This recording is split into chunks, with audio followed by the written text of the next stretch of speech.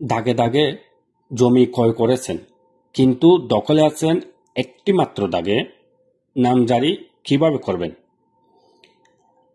দাগে দাগে আপনি জমি ক্রয় করেছেন, কিন্তু বুক দখলে আছেন একটি মাত্র দাগে।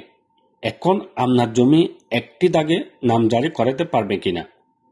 আমি আরো একটু সহজভাবে বলি, কারো বাপদাদার জমি ওয়ারিশ সূত্রে প্রাপ্ত হইয়া আপনার কাছে বিক্রি করিল 4টি বা 5টি ভিন্ন ভিন্ন দাগ দিয়ে।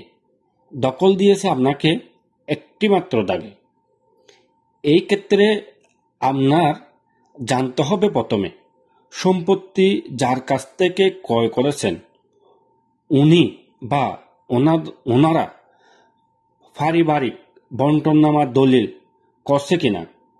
যদি বন্টননামার দলিল না করে তাকে আপনাকে একটি দাগ থেকে সব নিতে বলে, তাহলে আপনার একটি দাগে নামজারি বা দখল টিকবে না। আর যদি বন্টননামা করে থাকে তাহলে অংশনামায় প্রাপ্ত দাগ অনুযায়ী একটি দাগে জমি আপনি নামজারি করতে পারবেন। আশা করি আপনারা বুঝতে পারছেন।